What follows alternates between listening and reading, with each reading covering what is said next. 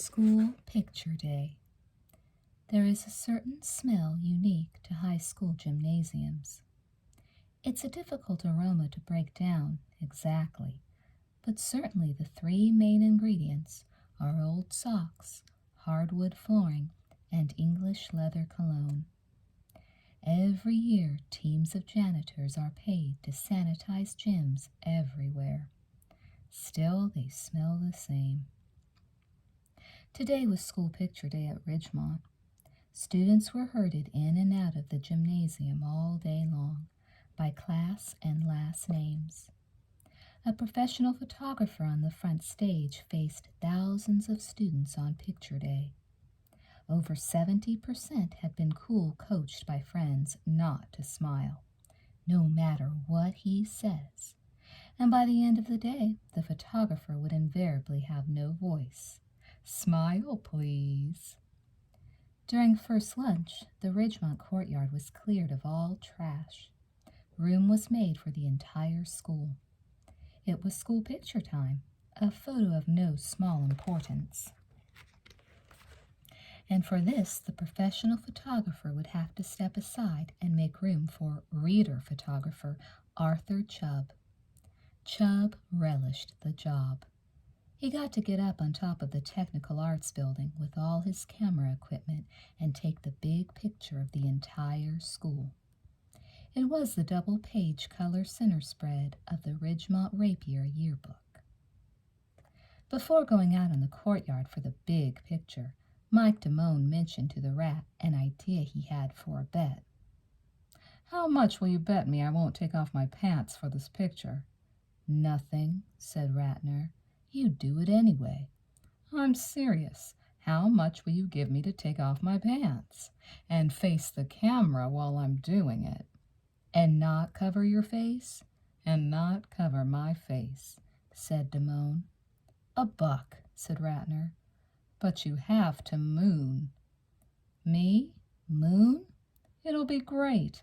You'll be immortalized. No one will know who it is." "What about you?" asked Ratner. "Chubb will just airbrush me out. He did it once before in junior high school." The rat thought about it for a second. "It's a deal." Mick Jagger gave me this. A peculiar thing happened right about the middle of January.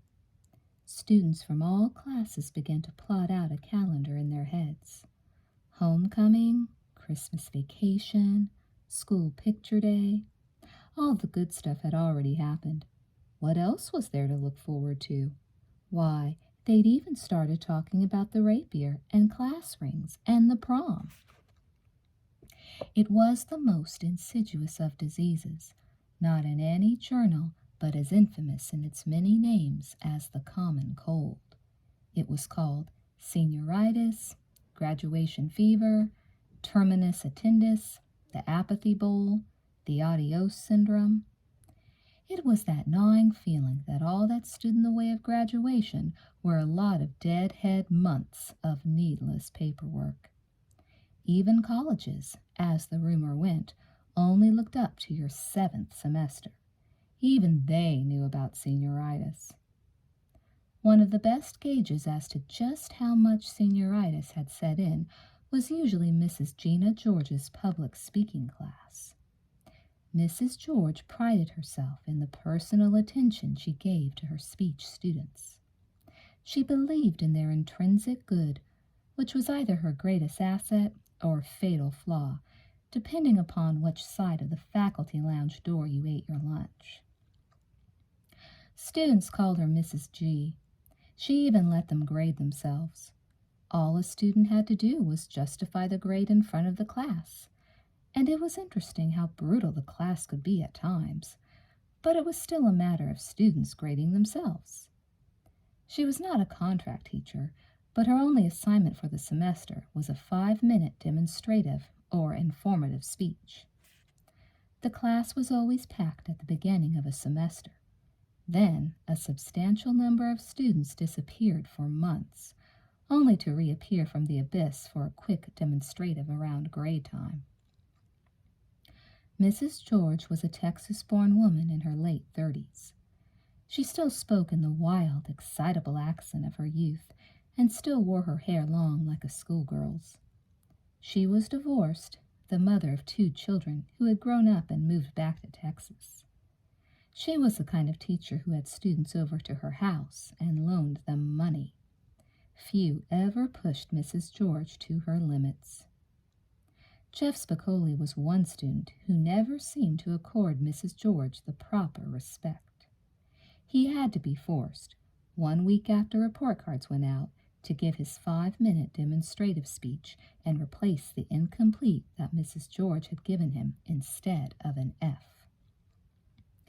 Spicoli stood before the class, leaning hunchback over the podium. The years of marijuana use had taken their toll on Spicoli. His speech had become slower and thicker, and he had the classic surfer affliction of dropping the ends off all his words.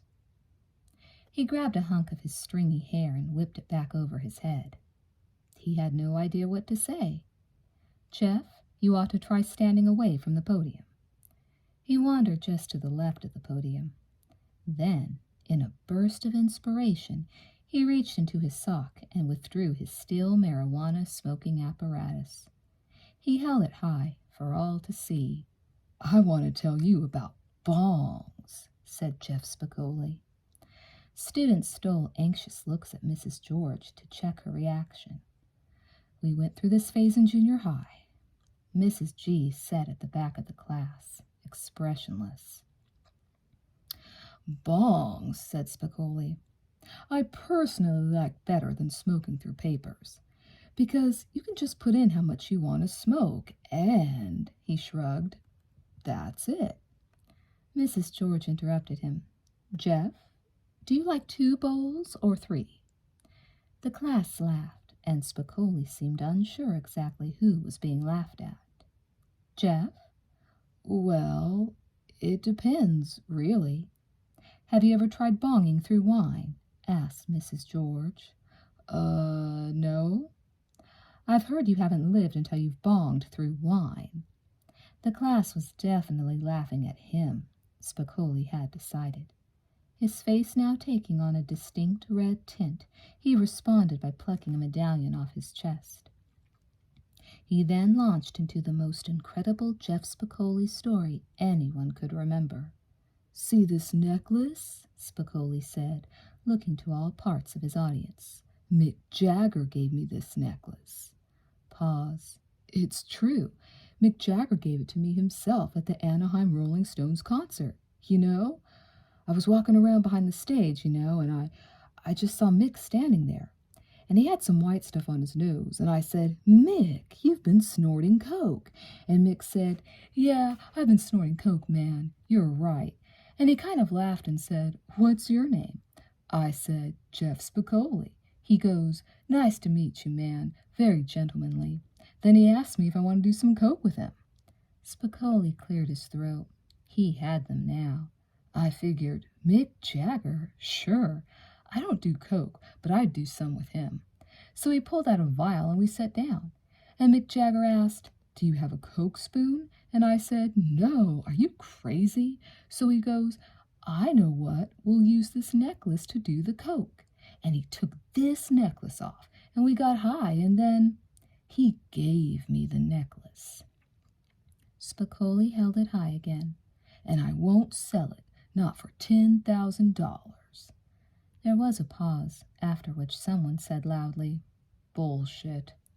Spicoli thrust out his hand. "Any amount of money, any amount of money." "Okay, Jeff, what grade do you think you deserve in this class? My book shows you missing 23 times last semester." "Well," said Spicoli, "I think I deserve an A, because I really used all the basics that you taught me in this class. I used them in real life." He pointed out the window to Luna Street. Silence. There was no majority of hands from the class. "All right," said Spicoli. B." No hands. "Hey, come on, get him up." No hands. Okay, I guess I could take a C." No hands. "I won't take a D." Hands. "Thanks," said Spicoli. I'll remember all of you.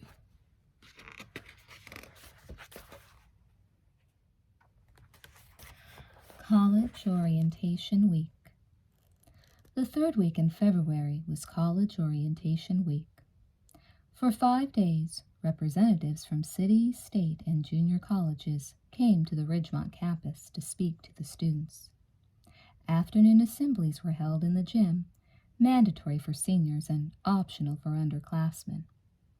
Brad Hamilton filed into the Thursday assembly entitled The Advantages of Higher Education, sponsored by University of Southern California. He took a seat in the bleachers with the rest of his Period 4 English composition class and watched as David Lemon, one of his old Carl's buddies, tested the podium microphones. All year long, Brad Hamilton had delayed making any decisions about his life beyond senior year, though somehow he knew he would end up in college. To him, the thought was like a dentist appointment or a visit to a crotchety relative. He could always put it off another month. This, after all, was to be his cruise year, and he had intended to consider life beyond high school only after he had a maximum amount of fun. Now everyone was going around talking about college applications and essay questions, and Brad hadn't even gotten his cruise year into gear. College Orientation Week made him nervous. The presentation began with Principal Gray. "Now, I realize," he began, "that it's getting near prom time and the end of the year." The audience of seniors laughed and cheered, interrupting his prepared speech, and Brad joined in. Somehow Principal Gray had uttered the magic words, prom time and end of the year. Principal Gray smiled and acknowledged the cheers. "High school is about having fun," he continued, "but it's also about preparing yourselves for the crossroads of life." The laughs and cheers died out. One thing about Principal Gray, Brad thought, he sure knew how to kill a good time. He talked for several minutes about the importance of college and mentioned that many students, like Cindy Carr and Steve Shasta, had already been accepted by the college of their choice. Then Coach Ramirez took the podium and, looking like he had been lobotomized for the afternoon, said that even big-time sports takes a back seat to big-time education. Halfway down the bleachers from Brad, a group of guys started laughing and nudging each other. Brad knew them from mechanical arts. They were another group from the outskirts of Lunch Court, the construction workers. They drove Datsun pickups, and their common refrain was, "Construction is where the bucks are." You could bet they weren't headed for big-time education, Brad thought. The main speaker of the afternoon was a red-haired woman, 40-ish, wearing a smart, peach-colored suit. She was the head career counselor from University of Southern California, and the first thing she said was, "Don't believe the jargon about PhDs driving taxis. A great education will get you a great job." "It's easy," she went on, "to ignore the issue of college while you're having fun in high school. But going to college, especially a school like USC, is like making a big investment. There's a lot of work involved, but the dividends you reap are enormous. And who's to say we can't make college fun for you, too?" Brad Hamilton sat there, listening, and in the back of his mind, he realized what was bothering him about College Orientation Week. It was one long parade of adults, and the thrust of all their presentations was, "Yeah, we know high school's one big party, but now it's time to get serious." Didn't they understand how tough it was to work, to go to school, deal with teachers, and then with assistant managers, with parents, and with customers, and then with the lunch court crowd, too? Hey, he felt like saying, who's having fun? Life isn't like Happy Days. The important thing, the woman from USC concluded, is to fall in love with your work. There's always room at the top for the best. You'll suffer for your vocation, but you'll be happy. Now that made Brad feel better. He was already several weeks into a new job, and even though it wasn't the best location in Ridgemont, it was at least a job that gave him friar duty. That was his specialty. That was what he did. He was a friar, and he was the best.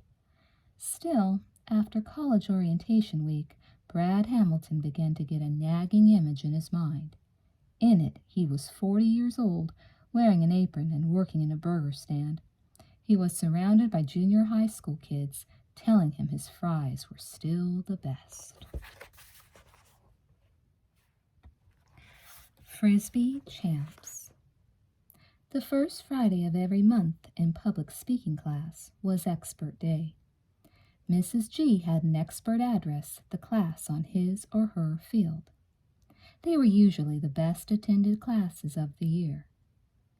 Several members of the class were chosen at the beginning of the year to assist Mrs. G in talent coordination for Expert Day.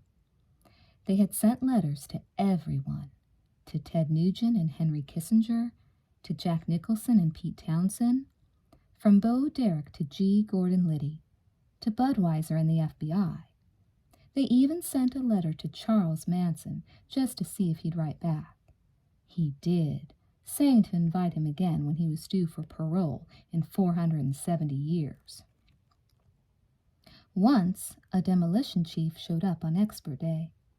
A meek-looking man in an old brown suit, he calmly showed the class how to make an explodable bomb out of household materials. Another time, 2 members of the Gay Liberation Front showed up and explained the homosexual act in great detail. "Now, boys," said Mrs. G cheerfully, "we didn't send out slips to the parents on you two, so let's clean it up a little."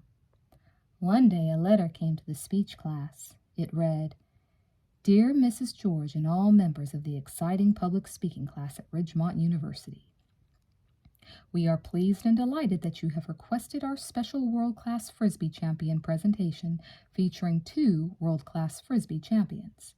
Should your college campus be available to them on the 20th of January and a room can be reserved for the 10 to 3 p.m. time frame, please let us know. We will be glad to provide you with our world-class Frisbee champion demonstration. Very truly yours, Rick Slutza, Frisbee champion liaison."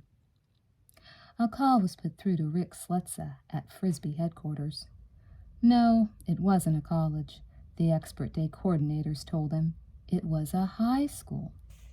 "No problem," said Mr. Slutza. WAMO was happy to accommodate their interest. The date was set for the 20th, 4th period, at 11:20.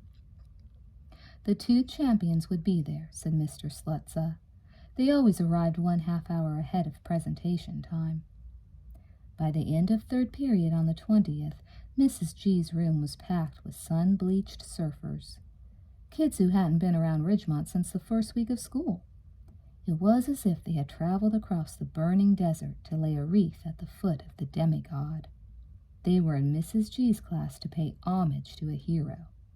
Here was someone who had beaten the game.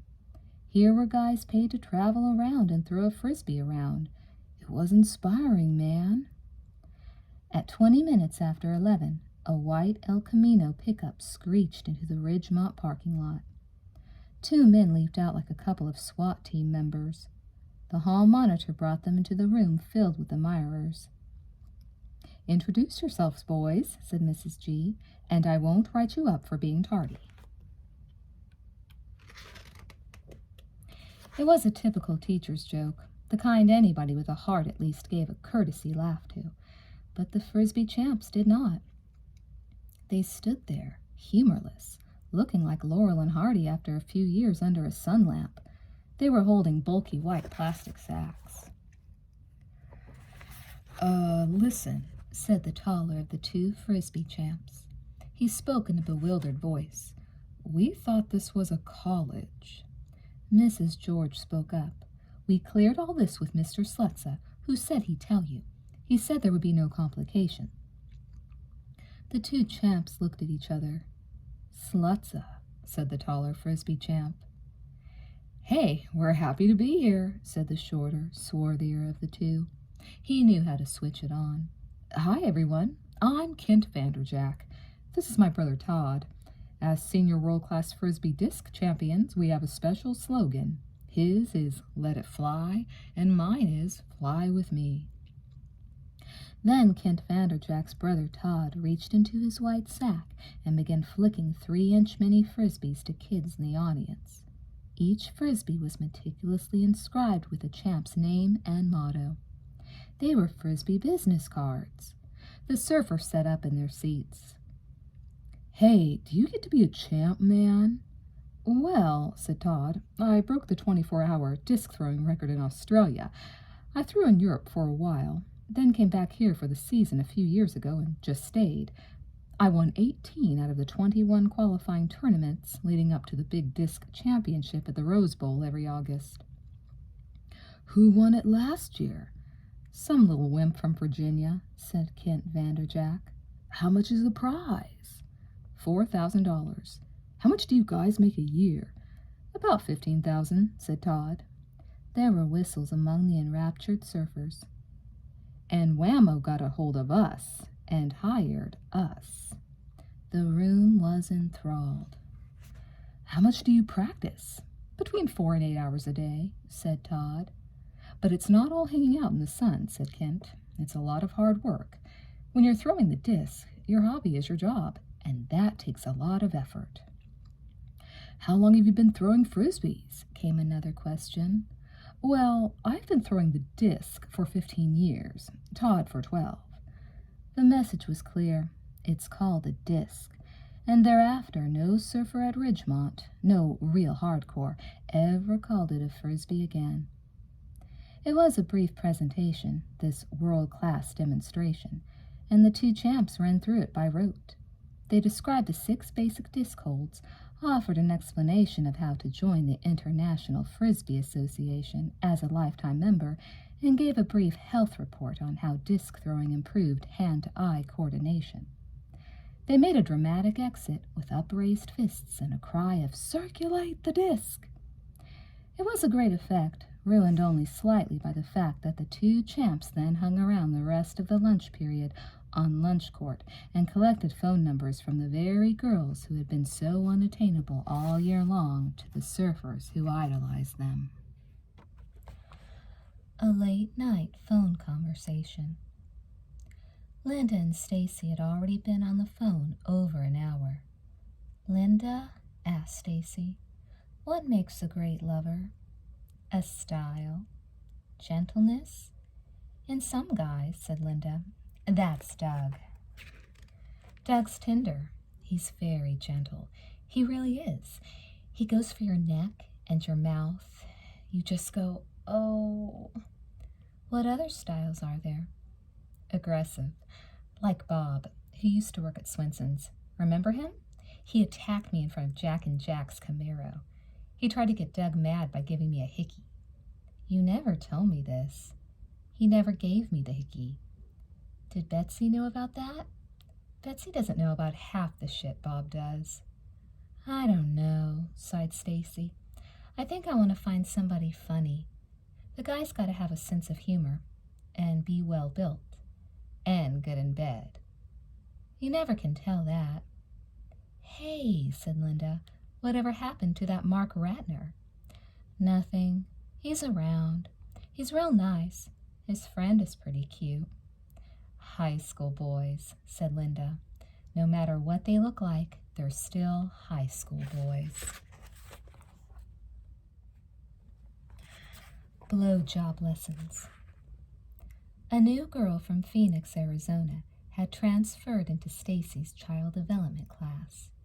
She looked a little scared standing at the front of the class. When Mrs. Mellon placed her at Stacy's table, Stacy decided to make friends with her. Her name was Lori Beckman. She was a doctor's daughter. She wanted to raise horses. She was a friendly girl, if a little shy, and she wore braces. Stacy had introduced her to Linda Barrett, and the three had taken to eating lunch together. It wasn't long before Lori realized what a gold mine of sexual expertise was sitting before her every lunch period. Within 2 weeks, she was already into the hard stuff. "Did you see that movie, Carrie?" asked Laura. "Do you know when John Travolta gets that girl to give him a blowjob?" Yeah. "Do you do that?" Stacy looked at Linda. Of course, said Linda. Don't you know how? No, not really. Pause. They don't talk about it in sex ed. It's no big deal, said Linda. Bring a banana to lunch tomorrow and I'll show you. The next day, Laurie Beckman brought a banana to school. The three girls sat down together on the very outskirts of lunch court. Linda peeled the banana and handed it back to Laurie. Now, what you've got to do, she instructed, is treat it firmly but carefully. Move up and down and hold it at the bottom. When am I supposed to do this? Do it now. Give it a try, said Stacy, in fine deputy form. Laurie looked casually to the right, then to the left. Then she mouthed the banana. Is that right? She asked. Her braces had created wide divots down the sides of the banana. You should try to be a little more careful, said Linda. She watched as Laurie tried again, with similar results. I have a question, said Laurie. What happens? What do you mean? What happens, I've never asked anyone about this, right? And don't laugh at me, okay? Just say it, Laurie. Okay, like when a guy has an orgasm. Laurie sighed heavily. You know, I've always wondered, how much comes out? Linda leaned forward and stared Laurie in both eyes. Quarts. Laurie's eyes popped. Quarts? Stacy slugged Linda. Don't do that to her. Okay, not that much, said Linda. You shouldn't worry about it, really. Laurie looked relieved as she stared down at the peeled banana still in her hand. From the two opposite ends of lunch court, Steve Shasta and Mark Ratner watched the blowjob lesson. The rat had no idea what was going on. Shasta had a wide grin on his face. Cuba. Mr. Hand was going over Chapter 31 of Land of Truth and Liberty. He was lecturing about Cuba. We gave Cuba independence in 1901, said Hand, but with certain strings attached. The Platt Amendment dictated that the U.S. could interfere if they felt compelled. Mr. Hand stopped. It was one of his favorite tactics. He'd be dutifully lecturing in his best McGarrett bark, then suddenly he'd just stop. Anyone daring to whisper during the lecture naturally took an extra second to react and shut up. But in that second, an extra syllable might slip out of a talker's mouth, and Hand could always trace it right back to the culprit. All he needed was a syllable. It was no big surprise to find Jeff Spicoli hanging from the extra syllable noose today. Hand had put the brakes on his Cuba talk, and plain as could be, Spicoli had let 2 whole words fill the crashing silence. My anus. Amid the barely stifled laughs, Hand moved in on Spicoli, just like McGarrett did every week when he finally found the schnook who was threatening the law and order of the 50th state. I'll see you after class, Spicoli, right here at 2:11. Then Hand slammed the book he held open in his hand. You know, Spicoli, you're a big waste of my time. Spicoli cried out, Oh, come on, Mr. Hand, I was listening. Hand looked at him and gritted his teeth. You could tell from his face he was about ready to say something about saving it for somebody else's class, some other class where the goof-off contract teacher lets you babies flourish. It wouldn't happen here. Not in U.S. history. But Spicoli threw him a curve. Mr. Hand, said Spicoli in another tone entirely. It was a tone that said, Hey, we do this cops and robbers bit for the kids. But outside of that, between you and me, guy to guy, I gotta ask you this. Mr. Hand, said Spicoli, how come you never laugh? How come your face is always like... Spicoli couldn't find the word. I don't know, he said. It's always like that. Hand was standing there in classic Iceman pose with sprig of vitalized hair on his forehead. It was a brilliant move on Spicoli's part.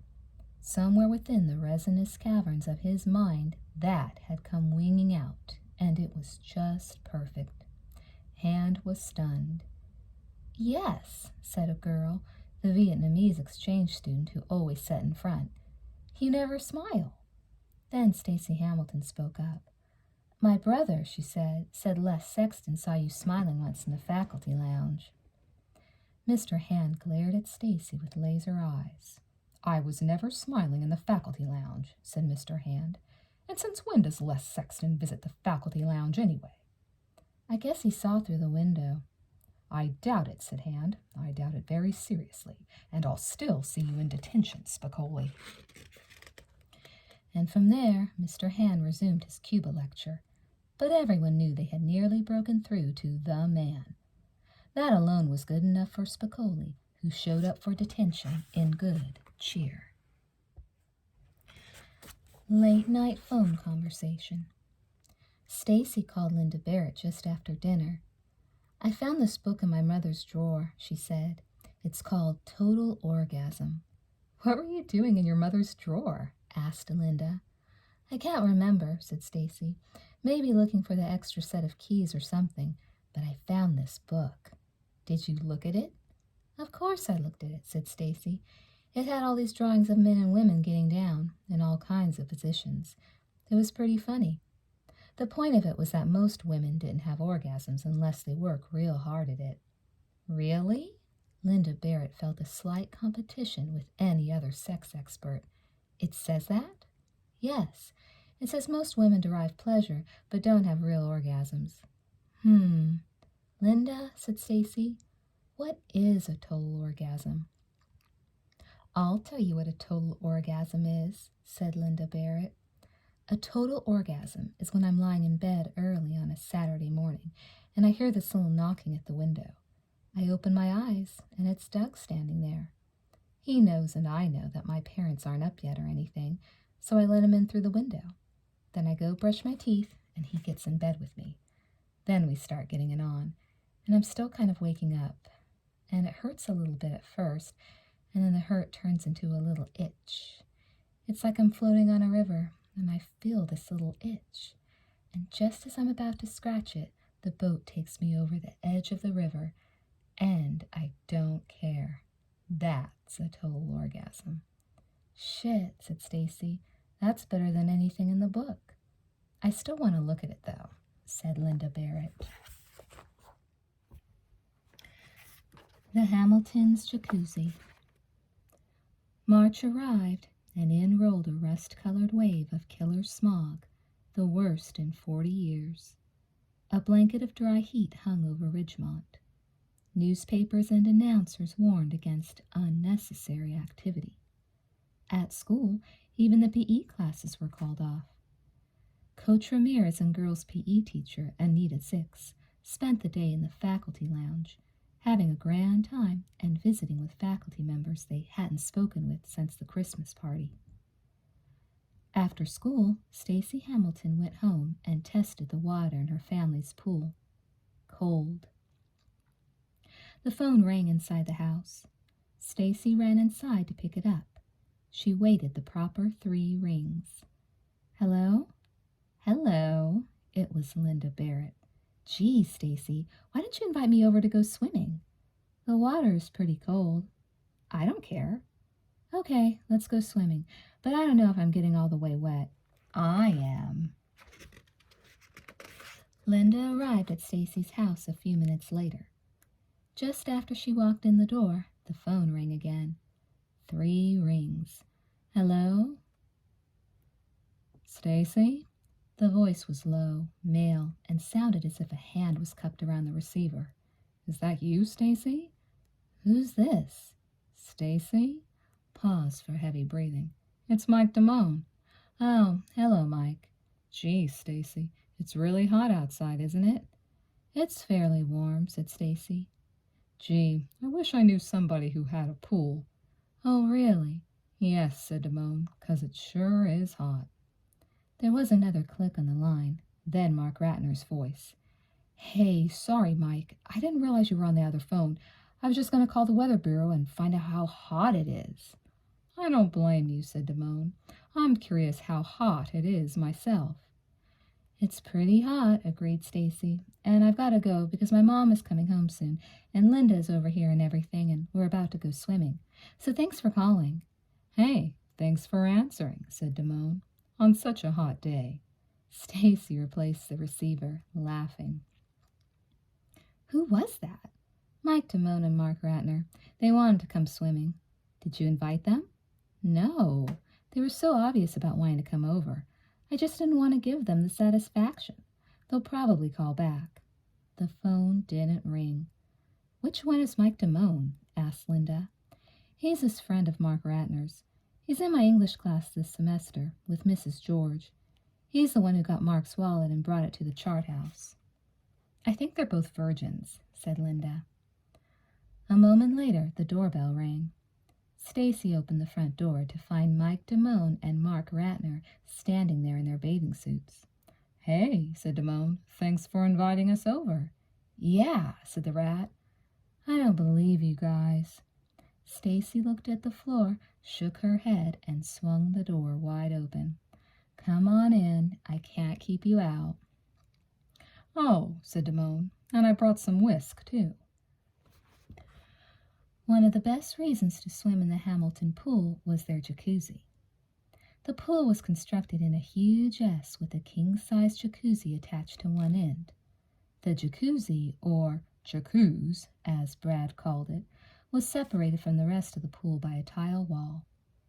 It was possible to flip from the jacuzzi into the bigger portion of the pool like a dolphin.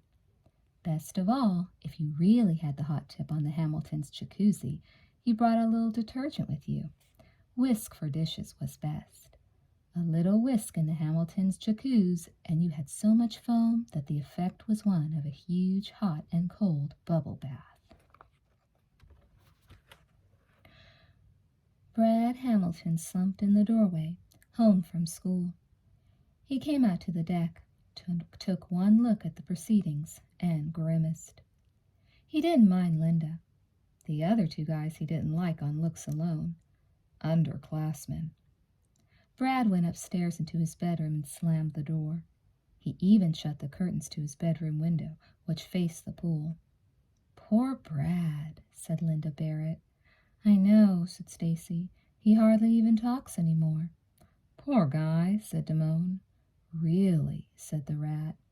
There was a somber moment. Everybody knew the story, the sudden fast food topple from inner lunch court of poor Brad Hamilton. For the rat, this pool party was pure heaven. A great situation. Damone had become friendly with Stacy in his English class, and she and the rat had begun to talk a little, even though things had never been on an even keel since the Atlantis. This was a much better situation, though. There was his best buddy Damone to make sure the attitude was right. The rat felt pretty good. Why, he even treaded water in the deep end and had a whole conversation with Linda Barrett, the older girl with the great bod. At the other end of the pool, Stacy was sitting in the jacuzzi talking with Mike Damone. He was a nice guy, a funny guy. She kind of liked teasing him. Can I ask you a question? She said, looking the other way. Sure. I heard you were a virgin. Where did you hear that? I just heard. How much is it worth to you? Said Damone. To know. Are you or aren't you? What do you think? Stacy looked up at the sky. I think you are. That's a pretty personal question, don't you think? You are. Underneath the layers of whisk bubbles, Damone felt a cool hand on his thigh, moving upward. It stopped just short of his inner leg. You'll never know, said Damone coolly, but it came out strange. Like Burt Reynolds, but going through puberty. Under the calm whisk bubbles, Stacy could feel the vibrations in the water. She knew Damone's swimsuit was a tent. Mike, cried Stacy, flipping back into the pool with a splash. Why don't you get up and do a dive? Yeah, said the rat from the other side of the pool. Go ahead, cried Linda. She hopped off the board. No, said Damone. No, I don't think so. Come on, said Mark. Nah, said Damone. I gotta go pretty soon. Me too, said Linda. She sunk a finger into her ear and began shaking vigorously. My ears are really blocked. Hey, Stacy, do you have any Q-tips? God, said Stacy, I don't think so. Why don't you try inside? Linda Barrett strolled through the glass sliding doors of the Hamilton living room, dripping wet. She was wearing a maroon string bikini. Brad had seen her standing on the diving board through the curtain in his room, wetsuit and all. Brad usually had one thing to say about Linda Barrett. She really had a bod, and she liked to show it off, too. First chance Linda got, it was always, let's go swimming. Her fiancé, Doug Stallworth, would just have to sit there while Linda, who was already wearing some little bathing suit underneath, ripped her shirt right off. She would always have on that bikini top. Guys went crazy. Doug just sat there, usually choosing that moment to start polishing his glasses. Brad kneeled on the floor of his bathroom. His green t-shirt was on, his underwear in a pile on the floor behind him. His arm was pumping slowly. A short film unreeled in his mind. This film featured Linda Barrett just as she stood on the diving board a moment ago. She was gorgeous. Her breasts seemed even bigger than usual. Her nipples were hard, poking through the filmy maroon string bikini. Water rolled slowly down her cheeks into the corners of her mouth. Her lips were parted slightly. Her eyes were filled with desire. Hi, Brad, she said in the daydream. You know how cute I always thought you were. I think you're so sexy. Will you come to me? In the daydream, Brad was wearing a nice shirt. His hair was combed back and looking great. He walked to Linda. She reached out and grabbed him for a kiss, pulling him close. Then she pushed him away so he could watch as she carefully unstrapped the top of her bathing suit. The incredible Linda Barrett breasts fell loose. She took Brad's hands and placed them on her as she began unbuttoning his shirt. They were just about to fall into passionate teenage lovemaking when Brad heard, "Hey, Brad, got any Q-tip?" There was a swift knock at the bathroom door, and then, Jesus, it just opened. The words, "I'm in here," stalled in Brad's mouth. There stood the real-life Linda Barrett, her top very much still on. She was standing in the doorway, paralyzed by the sight before her. Poor Brad was kneeling on the bathroom floor, a sizable erection shriveling in his hand. "Sorry," she said. "I didn't know anybody was in here." Linda Barrett pulled the door shut as if she wanted to forget what she saw as quickly as possible. They would never again discuss the incident. Brad stared down into the toilet bowl, still not believing what had happened. It was funny how everything could just turn around on you in a matter of seconds. Brad slammed the toilet bowl cover down. "Doesn't anyone fucking knock anymore?" he said. The Talent Show. The Ridgemont High Talent Show was the last of the February Blitz. It was held at 7:30 p.m. in the auditorium on the last Tuesday of the month. Some of the participants were chosen from auditions. The rest were doing it for a grade in English or speech class. The idea was to convince your parents not to go. Go with your friends instead and laugh at the contestants. The talent show was the specialty of Greg Adams, the drama whiz and boyfriend of Cindy Carr. He served as chief organizer, arranged the school band, wrote the show opening tune, wrote the material, and hosted the show with his own sidekick, David Leach. Greg Adams owned the night. 20 minutes before showtime, as the school jazz band, led by Mick Stilson, played its boozy warm-up music, Greg Adams was backstage getting ready, rushing here, rushing there. "Are you okay? Great. Are you ready, Leach? You look incredible. Okay, let's really put on a show for him. Let's go." The red velour Ridgemont Auditorium curtains parted, and out bounded Greg Adams and David Leach. The school band switched to a jazzier showtime tempo. Adams and Leach grabbed microphones and hopped onto a pair of stools. Adams had written the whole bit. "Hi, everybody. Welcome to the 20th annual Ridgemont High School Talent Show." A few sophomore girls screamed, "I'm Greg Adams." "And I'm David Leach. And have we got a show for you." Greg Adams then began singing his own show opening tune, Wild Feeling. He sang in a semi-croon, semi-yodel, switching verses with David. Then, and this was Adam's favorite part, he got to speak to the audience over the instrumental passage. "And I've got a crazy feeling, David, that these people are in store for an incredible evening of entertainment." "Some great singing," said David, "some hot dancing, and a monster surprise later on." They swung back into the last verse of the song, which revealed the wild feeling to be, of course, love, and Adams finished up with a Tom Jones-style pump. Greg Adams was no fool.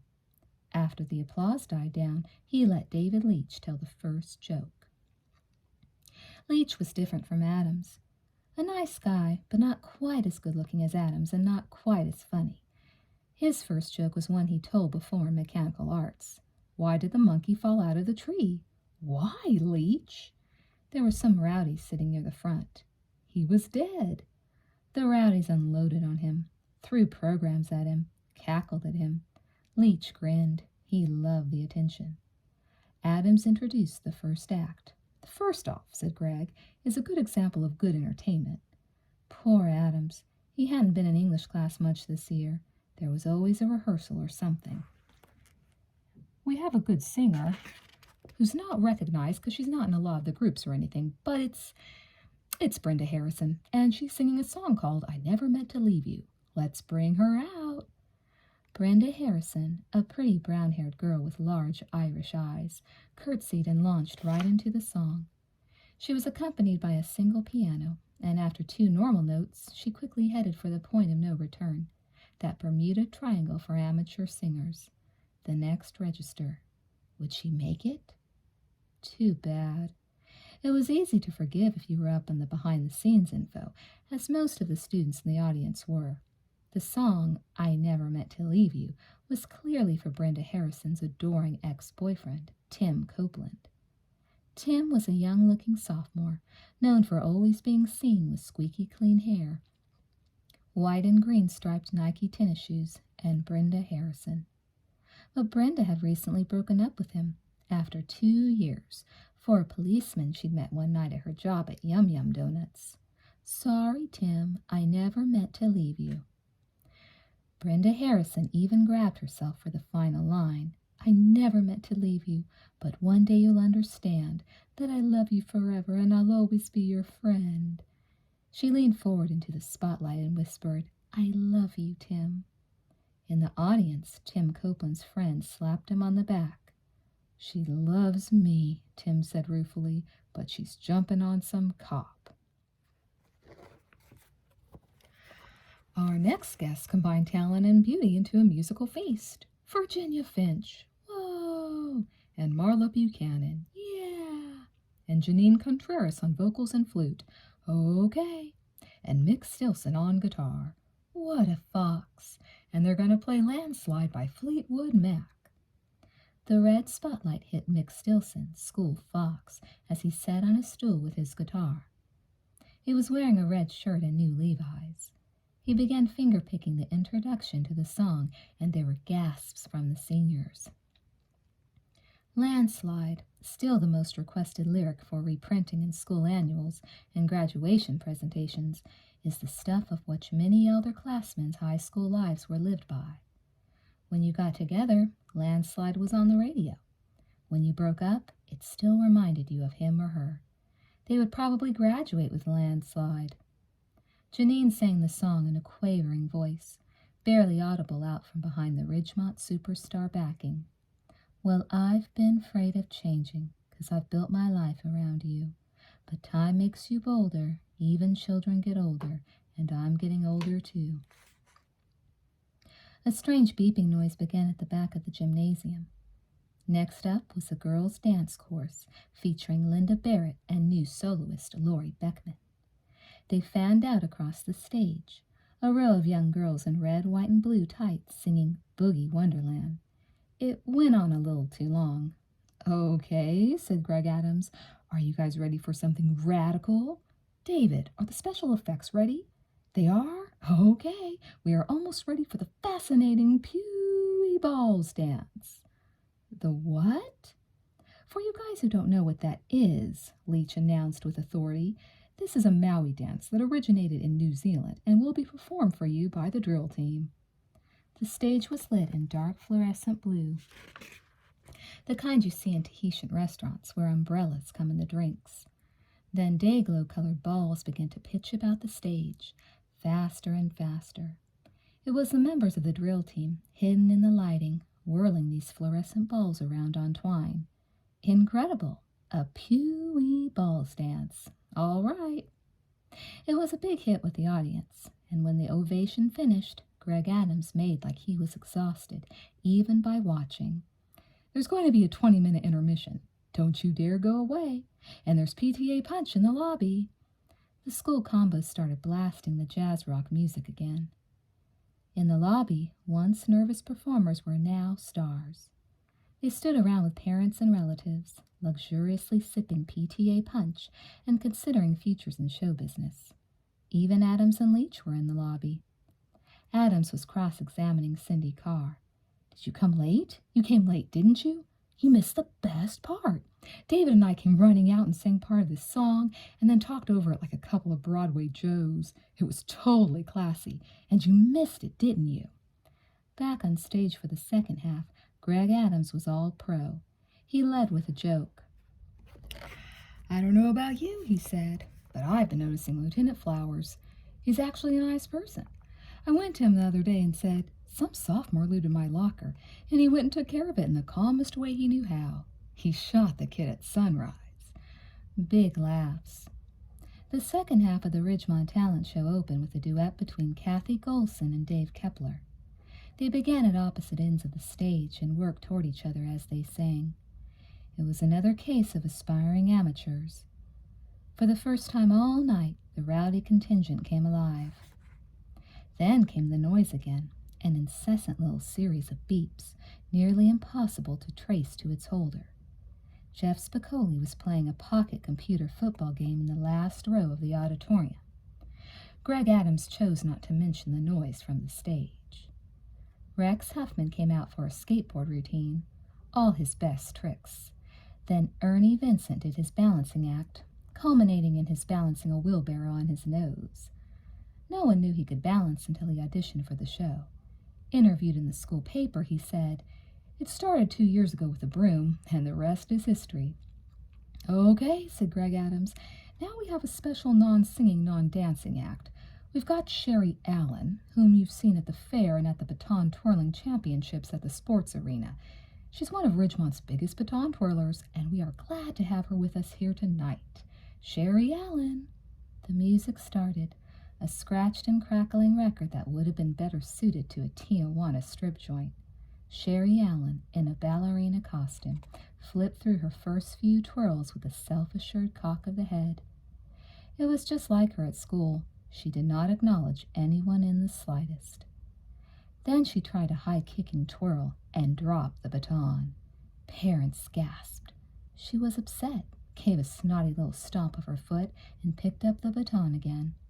Now, Spicoli had decided to give her all the breaks, but after that, well, there was no choice. He started in with the football game. He was merciless, beeping away while she dropped it 2 more times. Greg Adams and David Leach returned, continued with their all-showbiz philosophy of ignoring the casualties around them. Well, David, you know what time it is? What time is it, Greg? It's time that we answer your questions. And you know what, David? It's funny, but every year we get asked the same question on talent show night. What's that, Greg? They ask, where did you get those gray tuxedos? Booze. They sure do ask us that, and we always tell them. They sang in harmony, pointing thumbs at the huge clapboard signs that have been sitting on both sides of the stage all night. We got 'em at Regis. Regis formal wear, ladies and gentlemen, a big hand. You look like shit, someone yelled. Okay, the next number for you cannibals is a slight deviation from the program. Originally, it was to be Reginald Davis's Stevie Wonder medley, but he's sick, and he'll be replaced by Paul Norris with his original composition sung a cappella, The World.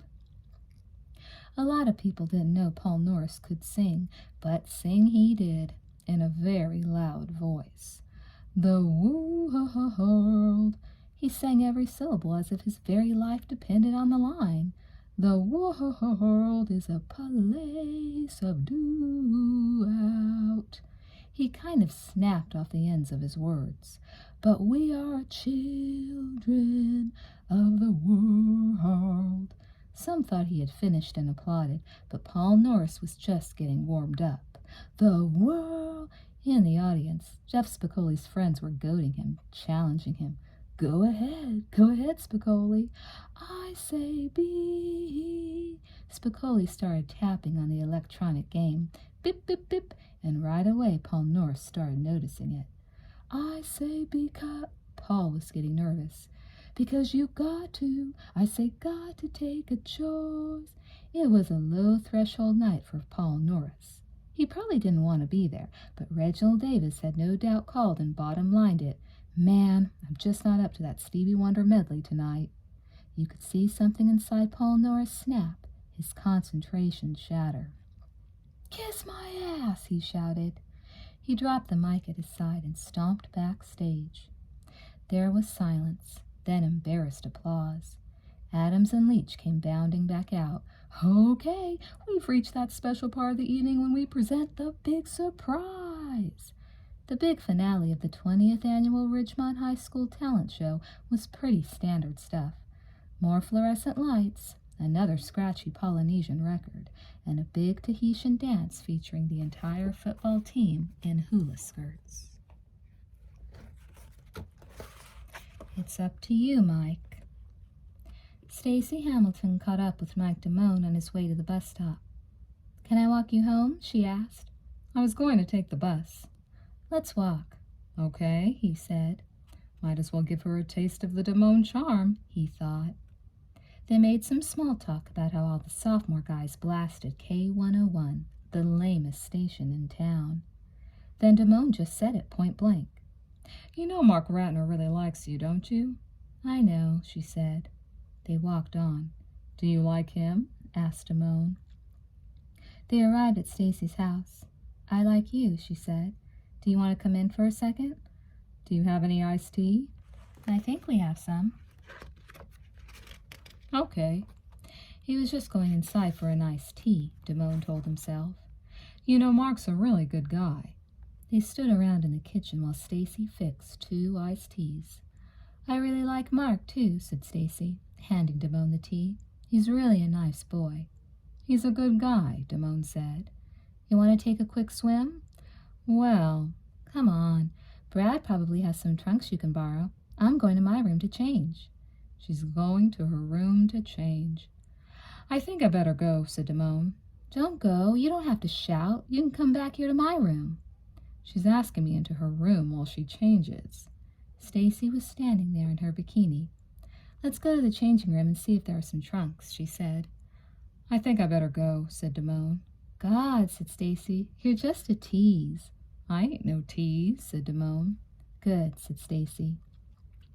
Things were working out just as she and Linda had planned. They went into the changing room and Stacy locked the door behind her. Are you really a virgin? She asked. Damone could feel his legs starting to shake the slightest bit. Come on, it's okay. Stacy walked over and kissed him. I feel pretty strange here, said Damone, because Mark really likes you. He's my friend. He kissed her anyway. Standing there, feeling Stacy in her bikini, feeling her kiss him, Damone felt some of his reservations slip away. You're a really good kisser, she said. So are you. Are you shaking? No, said Damone. Are you crazy? But he was. The last time Mr. Attitude had gone this far in the make-out scale with a girl had been with Carol back in Philadelphia. Carol had let him reach into her pants and touch her, but just for a second. That had been enough for back then. That had been enough to make him feel like he and his brother Art could really talk about women. But this was the big one. Why don't you take your clothes off, Mike? You first. How about both of us at the same time? and as if that made it emotionally even, they both stripped at the same time. Stacy unhooked her top and stepped out of her bikini bottom. She went to sit down on the red couch in the changing room. She watched Damone hopping on one leg, pulling first out of his pants, then his jockey underwear. Then he caught the underwear on his erection, and it slapped back into his abdomen. He sat down next to Stacy, expressionless. "Are you okay?" "I'm okay," said Damone. She reached over and grabbed his erection. She began pulling on it. The feeling of a penis was still new to her. She wanted to ask him about it. Why did it hurt if he just touched at one place and not at all at another? But later she would ask him that. For now, she just yanked on it. Damone didn't seem to mind. "I want you to know," said Stacy, "that it's your final decision if we should continue or not." "Let's continue," said Damone. As Mike Damone lost his virginity, his first thought was of his brother, Art. Art had said, "You gotta overpower a girl, make her feel helpless." Damone began pumping so hard, so fast, his eyes were shut tight, that he didn't notice he was banging the sofa and Stacy's head against the wall. "Hey, Mike," she whispered. "What, are you all right? I think we're making a lot of noise." "I'm sorry, I'm really sorry," he continued slower. What a considerate guy, Stacy thought. He was kind of loud and always joking around other people, but when you got him alone, he was so nice. Then Damone stopped. He had a strange look on his face. "What's wrong?" "I think I came," said Damone. "Didn't you feel it?" He had taken a minute and a half. They were unusual feelings, these thoughts pooling in Mike Damone's head as he lay on the red couch with Stacy. He was a little embarrassed, a little guilty. Mostly he just wanted to be alone. He wanted to get the hell out of there. "I've got to go home," said Damone. "I've really got to go." Stacy called Linda as soon as he left. "Where did it happen?" Linda answered her phone. "On the couch, in the changing room." "Bizarre." "I left it up to him, Linda. I could have made the final decision, but I left it up to him. I said, 'It's you. You make the final decision.' And he said, 'Why not?' Did you talk afterwards?" "A little. He said he was relieved." "So are you guys boyfriend and girlfriend now?" "I don't know," said Stacy in a sing-song. "How do you feel?" "Guilty," she laughed. "Did he call you yet?" "Linda, he just left." "You know, Stacy, that when someone asks him on his deathbed who he lost his virginity to, he'll have to say you. He'll remember you forever." A late-night phone conversation. "Linda," asked Stacy, "how long does Doug take?" "Doug takes forever." "You told me once it was 20 to 30 minutes." "I didn't say 20 to 30. I thought I said 10 to 20. You were arguing with me because I told you that the vet took 12. You were arguing with me. I didn't say 20 to 30. You said at least 20. "Maybe I did," said Linda. "How long did Mike take?" "A while." "How long?" "A long, long time." "Not bad," said Linda. "Not bad for a high school boy." A surprise in the shower. The ASB ball was coming up. Second only to the senior prom in overall stature, the ball was the one dress-up dance that sophomores could also attend. Stacy had hoped Mike Damone would ask her to the ASB ball, and for a few days he was sure he would. Then, just 1 week before the ball, Damone had been taking his regular morning shower. He was singing along to a radio, washing himself, thinking about school, thinking about nothing, when he noticed, geez, a small red pimple at the base of his penis. At first he thought nothing of it. Then, slowly washing over him like the soap running down his back, came the memory of a million health and safety films. A red pimple, a sore near the genital area, syphilis, blindness, infection, death. He had to call a doctor when he got to school, but he knew only one, old Dr. Moorhead, the family's pediatrician. He had to call, and worse yet, Cindy Carr was sick today. Greg Adams was on the payphone every 2 periods. Finally, Damone got the jump on the third bell in English 2 and beat feet down to the phone. Clear. He dialed the medical office. Dr. Moorhead's line? Well, Damone thought, what if it wasn't syphilis at all? Where would that put him?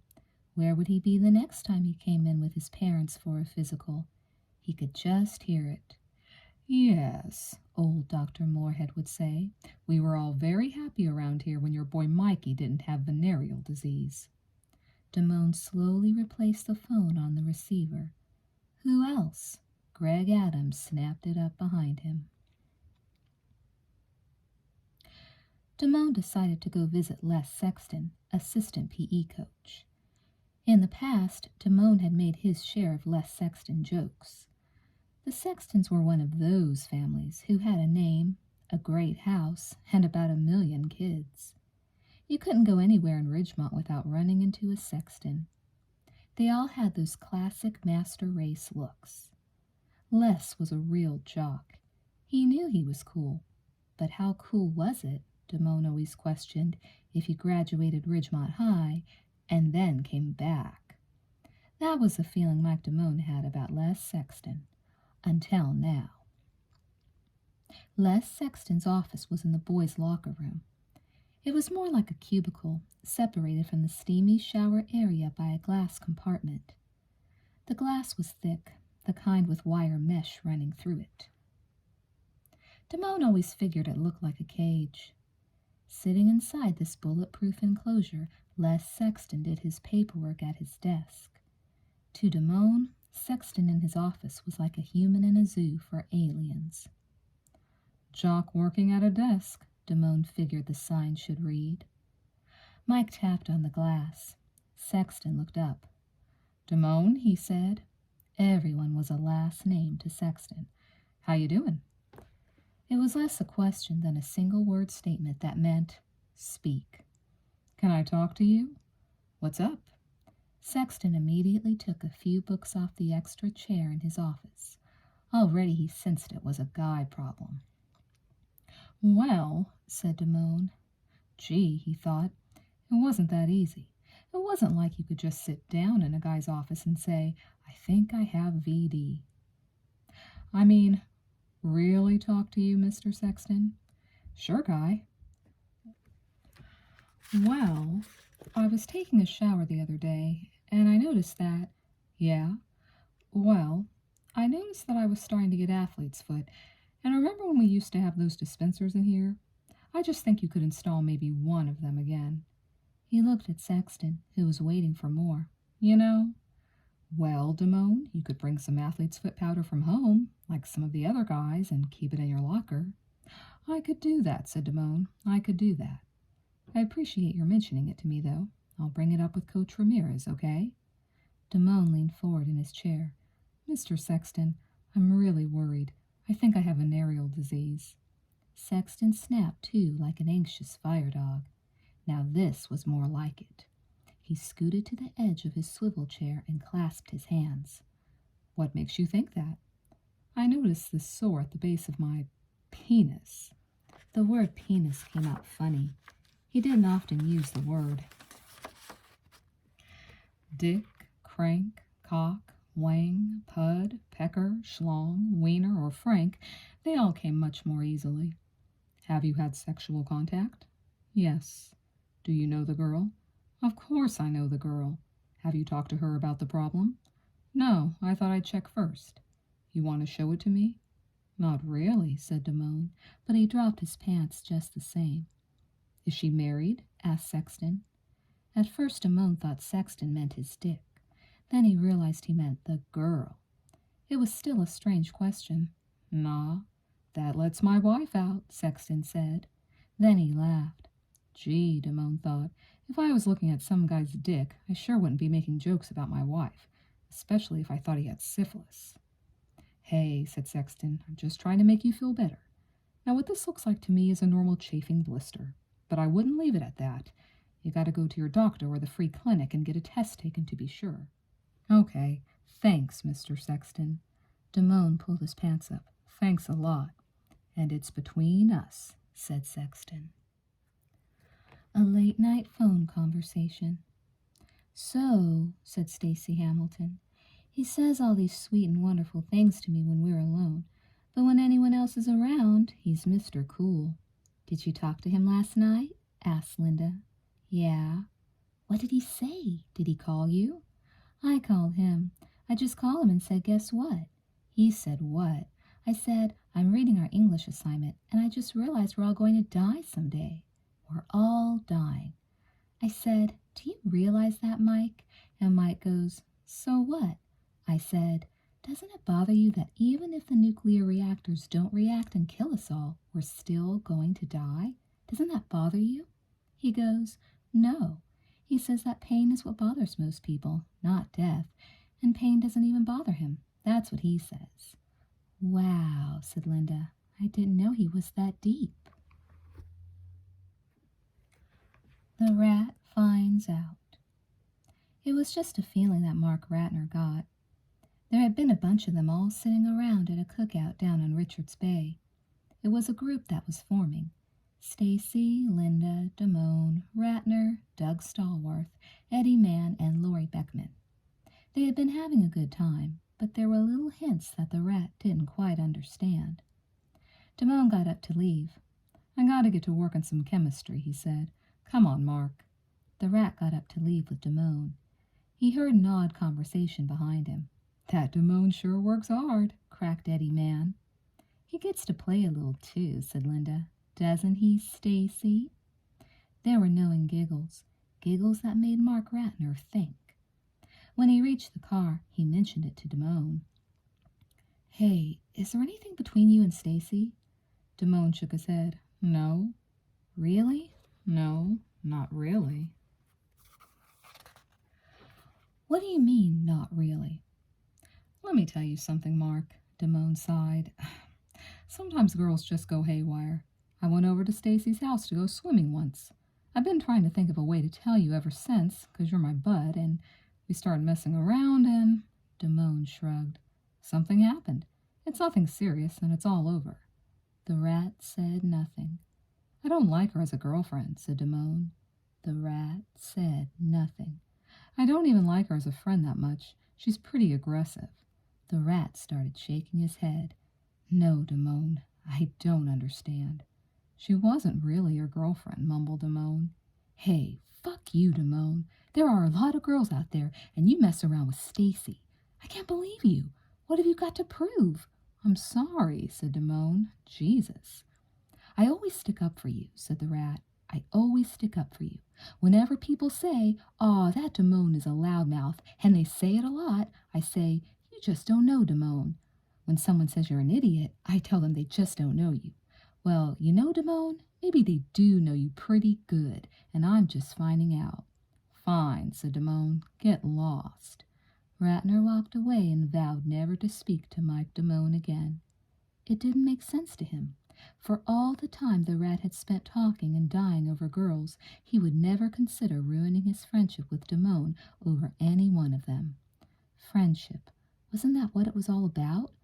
Apparently not to Damone. Ratner kept to himself at school for the next several weeks.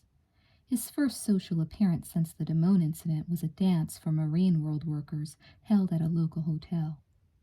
The rat wore his green army fatigue jacket and sat in a corner. Two Marine World co-workers stood at another part of the dance. Where's Mark Ratner? Asked one. He's over there, said the other, looking like he's going through Vietnam flashback or something. Mustaches. Brad Hamilton had been sitting in mechanical arts, making a tape rack for his car. It was already March. As the year wore on and brought all its devastating twists and turns, Brad had realized something important. More than a lot of things, he liked his car. It made him feel responsible. It was a ticket to happiness. It got him places. It didn't let him down, not like girls and managers. The cruising vessel. It was his best friend. Brad had been making custom items for the cruising vessel all year in mechanical arts. He'd made a tissue box, a special cover for the tape deck, and now he was almost finished with the tape rack. School, he figured, was good for some things. Brad was just sanding down the tape rack when the buxom office worker came swinging into mechanical arts with a white slip. He looked at the girl and the slip. Somehow he knew. Brad Hamilton? Yo, you're to visit Mrs. Crawford in the front office. A white slip was medium priority, so he went to the office after mechanical arts. He trudged down to the office and took a seat outside the counselor's department where Mrs. Crawford worked. She poked her head out. Brad Hamilton? Yes. Hi, I'm Mrs. Crawford. Do you want to come in for a moment? Sure. Brad, we've been reviewing the credits for most of the graduating seniors, something we do every year, and I have to ask you something. I'm afraid I don't see a credit for English composition. Do you remember taking that class in 10th grade? I think so. I see that you took English grammar and English lit, but never English composition. It's taught here by Mrs. George. I had her for speech. So you never took English composition? I guess I didn't. Is there a big problem? Well, it shows up on your SAT right now that you have a basic problem with your writing skills. But I think we can get you into a contemporary composition class real quick and sort this whole problem out. You're not really going to do that, are you? I work in everything. I go straight to school from work. She studied his transcripts. Well, your mechanical arts class is an elective. You can switch that with English composition and not harm your workload at all. Brad looked down. Damn it. It's for your own good. Brad had a theory about that line. Every time someone told you something was for your own good, it meant you had to pay for it. Brad Hamilton's contemporary composition class consisted of 10th graders and several foreign exchange students who were in the same leaky boat as Brad Hamilton.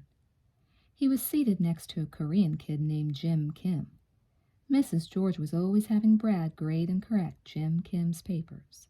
The kid didn't know much English. Today's assignment was to write about the pros and cons of mustaches. Okay, now switch papers, said Mrs. George toward the end of the class. Jim Kim handed Brad his paper. It read, I'm going to try to grow a mustache, because it will be looks nice and more younger person. You grow mustache too. If you grow mustache, I think persons look at you for gentleman and more strong person, and people can respect you better than right now. If you have mustache, some people think about you like this. Maybe they think you have nice personality and good knowledge, so you try to grow your mustache. I hope you will grow your mustache when I grow my mustache.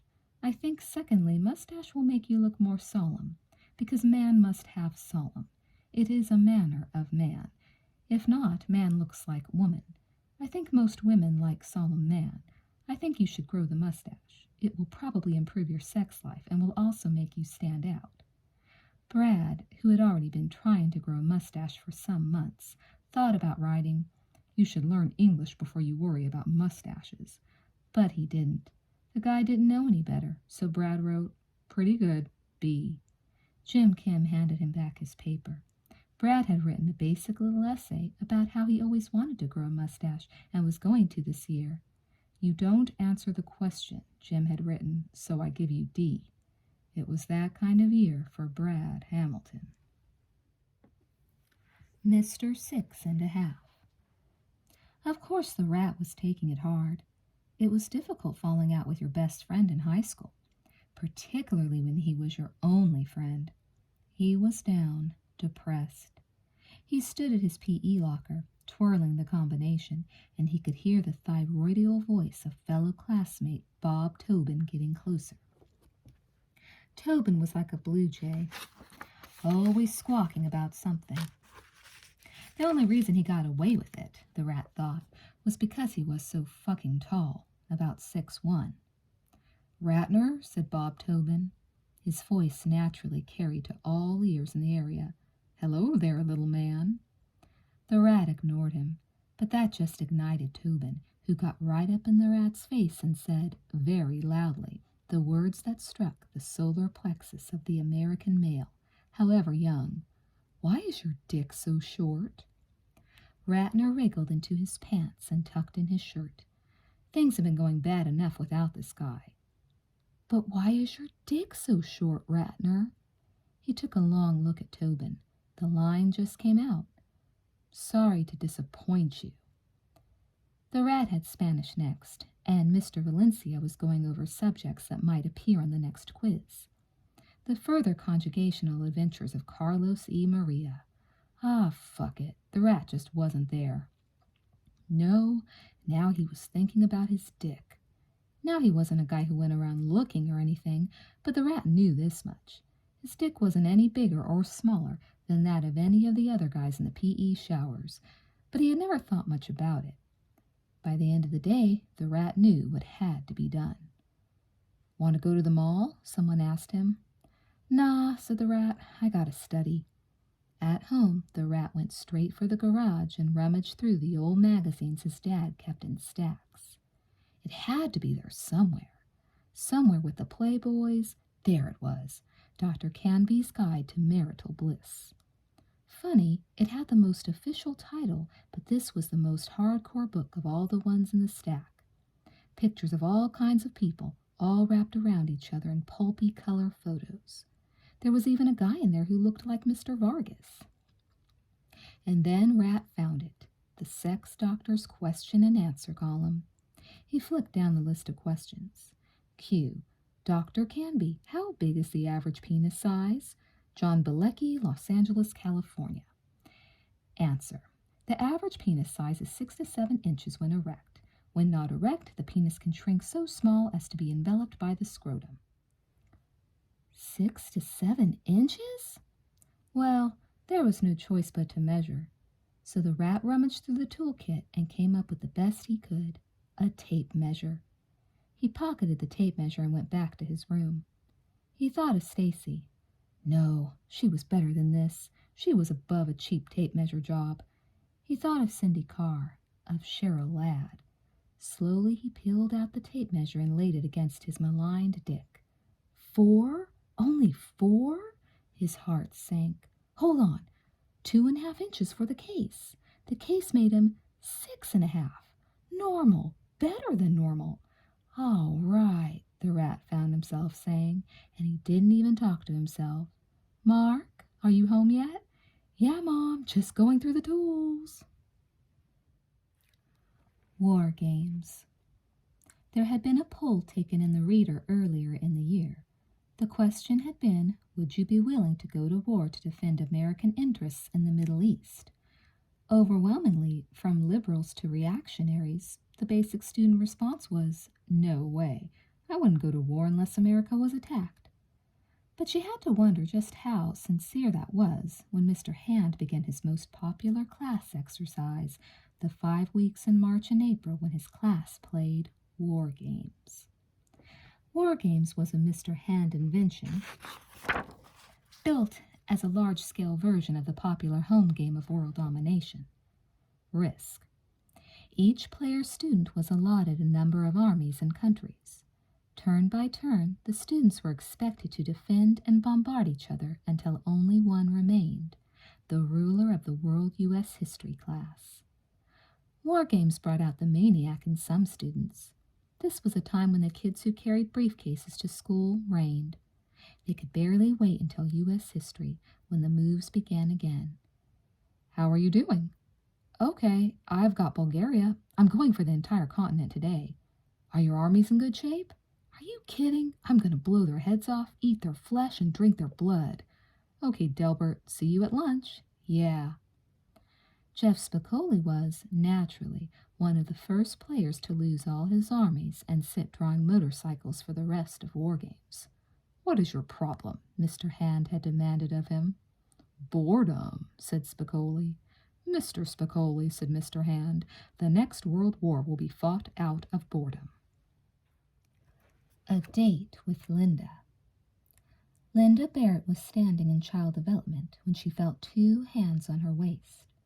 She turned to see herself in the reflector sunglasses of Steve Shasta. What's for dinner, Snookums? Asked Shasta. You scared me, Steve. I hear you called me. I didn't call you. They never called each other. Ever since their one makeout session in the bleachers of an 8th grade Sadie Hawkins dance, nothing had sparked between Steve Shasta and Linda Barrett. There had been polite hellos in the hallways, a few words here and there in lunch court, but mostly Linda left the Shasta watching to her girlfriends. "Well, it doesn't matter if you call me or not," said Shasta. He tipped his shades. "I just want to say that you're looking real fine. You want to play some miniature golf this Friday night?" Linda Barrett looked him up and down.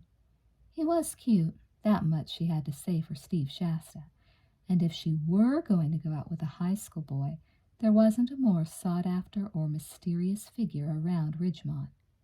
"You know I'm engaged," she said. "Sure," said Shasta. "Still Doug?" Everyone always said that to her these days, even her mother.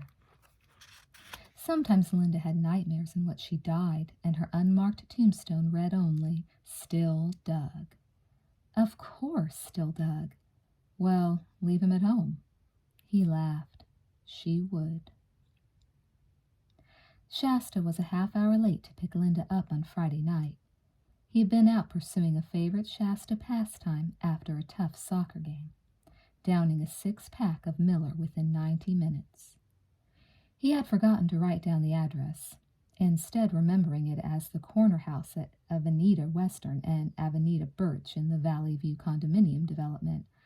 But which corner house? They all looked the same. Shasta first tried the house on the northern corner. "What do you want?" a voice challenged through the door. "I don't open the door past 8:30. "Does Linda Barrett live here?" "No." "Do you know which house she lives in?" "Absolutely not." "Well, fuck you, lady." Shasta went back out into the street to regroup. He did not see her car. It must have been in the lousy garage. Which garage? He just could not remember. In fact, he was not remembering too much of anything. He was, in further fact, really blitzed. 6 beers on an empty stomach.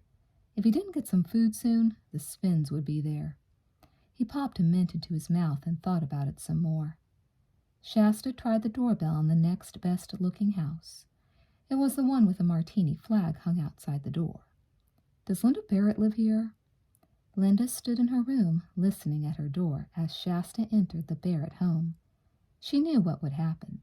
They would invite him in and, under good light, inspect him carefully. Then they would call her out of her room. She hoped he hadn't been drinking. "Hello, Steve," she heard her mother say. "Car trouble?" She heard Shasta swallow a small alcoholic laugh. He was drunk, just like he'd been when they made out at that dance in 8th grade. Asshole. "Are you all right, Steve?" "Oh, yes, Mrs. Barrett." "Congratulations on that game," said Mr. Barrett. "May I have a glass of water, please?" Shasta asked. "Look, Ben, look at the boy's face. It's flushed." Listening behind the door, Linda winced. "Look at him, Ben," her mother said. "Doesn't he look just like John Kennedy?" Linda heard them seating Shasta in the living room on the sofa. Typical. The sofa faced Mom and Dad's chairs, the fireplace, and 2 mammoth department store oil paintings that dominated the entire room. One of the paintings was of Linda, and the other was of her brother, Jerome, the brain. "Do you know Jerome?" asked Mr. Barrett. "He used to go to Ridgemont. He goes to USC now." "I don't know him." "Well," Mr. Barrett chuckled, "if you don't know math, he doesn't want to know you." "I see," said Shasta. "Ben, where is Linda?" Her mother spoke in a real Taster's Choice testimonial voice. "Come out, honey. Steve's here." Linda opened the door and came bounding out. "Hi, want to go?" "Sure," said Steve. "Have a good time, kids." Her mother patted them both on the head like good kids. They walked the 40 feet to the car in silence. "Is it too late to play golf?" asked Linda. "We gotta get some food first," said Steve. "That's okay, isn't it?" Shasta slammed the door of his car shut and turned the ignition key. The radio came on at a deafening volume. He turned it off. They pulled out into the highway and lurched into overdrive. I get behind the wheel of a Corvair, said Shasta, and I'm a madman, he laughed. You know what I hate? I hate people who give their cars names. Linda nodded. Her pickup was called Dino, after her first dog. They went to a Swedish smorgasbord where Shasta knew a night cook named Walsh. The place was closing. Walsh kept it open. Walsh, a freckled kid in a white smock, pointed to the limp remains of the day's Swedish smorgasbord. Go for it. Walsh even sat down with them at the table in his white smock and watched Shasta and Linda eat. How's it going? Walsh's head bobbed constantly as he spoke. Pretty good. This is Linda Barrett. Hi. Hi. So, Shasta said, how's it going with you? Walsh's head kept bobbing. Old people, he said. Lots of old people. Man, they flock here, and they eat their brains out. They don't even talk to each other. They just eat. It's amazing. Really? Asked Shasta. I heard there's a movie where people eat themselves to death. Yeah, said Walsh. They probably filmed it at a smorgasbord. It's most crowded on weekends, you know. And that's real funny because on the weekends we get a lot of stuff from Denny's. They get their new food on Saturday mornings. They clean the stuff out on Friday afternoon. It's all leftovers. Linda picked at the rest of her meal. It was Friday night. After dinner at the Swedish smorgasbord, Steve Shasta played his car radio and drove Linda Barrett directly to the point. I really made a decision, you know, said Shasta. He brushed some hair out of his eyes and checked himself in the mirror. I made a decision not to pressure myself. He looked at her, giving Linda the full eye. Some girls I could really fall for. Why don't you? Asked Linda innocently. Shasta took a deep breath. Well, because of soccer, mostly. It takes the ultimate in concentration. It's not a collisional sport, you know. A lot of people don't realize the mental stress. Plus, I've always got guys out there in the field trying to mark me. Like last year, just before the injury, He hung his head. Been with a girl? Yeah, said Shasta, and she broke my heart, too. She didn't go to Ridgemont High, so you don't know her, but she took my mind off the game. And I don't want that to ever happen again. I'm really counting on getting that Yale scholarship. He paused. College is really important to me. It may not be to everybody else, but it is to me. Linda Barrett leaned over and kissed him. I really like you, said Shasta. I always have. I just want to remember you after I graduate. Always. But Steve, it's only March. Shasta reached out and crooked his hand around her neck. He pushed her head gently downward, and she went willingly, like so many before her. Test answers. The next day was Tuesday, and that meant Stacy had first period biology. She slept past the pointer clock radio clicked on. Her mother had to wake her up at 7:20. You're late, Stacy. Okay, Stacy yelled at the door. Don't yell at me, young lady. These days, Stacy was always late. Running slow, running behind. She was late for biology, late for PE, where it was Rape Protection Week, and Ms. Zix was taking attendance all of a sudden. She was even late for the child development test answer session in the 200 building girls' bathroom. Test answers meetings had to move quickly, especially if you had the class before lunch. This meant you had exactly 8 minutes to receive and memorize the answers. Stacy arrived 3 minutes late, and she asks a lot of cooking terms, a girl was saying. She asks about garnish and simmering, and sifting and blending and basting. What's the definition of basting? To moisten food while cooking with melted butter or pan drippings. What else? Asked Stacy. What else? But the talk had already shifted to Tina Delacourt. There's this picture of her in graphic arts, said one girl, just her in her bikini underwear, and she's holding a hose with the water turned on, and she's got this raunchy look on her face with the water running out of her mouth. Who took the picture? Greg Gardner. Greg Gardner? Come on. Anything else for child development? That's it, Stacy. Back to the story. Now, a girl like her, she knows when she goes out with a guy what she's going to do. She's going to get down. She has plans for it. That's part of the evening, and she always schedules it in. She's such a slut. Why? Said Stacy. Because she gets laid? I just think she's a slut for doing that. Pause. Maybe you don't. Why don't you just shut up? Said Stacy. She walked out of the bathroom to child development. She was sick of the school and the people in the school. She was sick of Mike Damone and his Mr. Stud routine. She was sick of work at Swinson's and getting up in the mornings and if that wasn't enough, Stacy Hamilton began to let another thought take hold. It began as an itch in the back of her head. Sick in the mornings, backaches. Why shouldn't her birth control pills, those wonderful Noranil 1+50s, be like everything else, leaving her on the 2% side of everything 98% effective? She found Linda Barrett after class. Hey, she said, I want to talk to you later. What's it about? I'll call you tonight, okay? She called Linda later that evening. Linda, she said, I think I want to go down to the free clinic and take one of those tests. I don't feel right. Did you remember to take your pills? Sure. Pause. I think so. Sure. It's easy to forget. I'm sure I took them. Okay, said Linda. Let's go down there day after tomorrow, because tomorrow is swimming practice. Don't you want to go down there and check it out? I don't think so, Linda. Fridays were the free clinic's busiest day. There was an hour-and-a-half wait just to take a blood and urine test.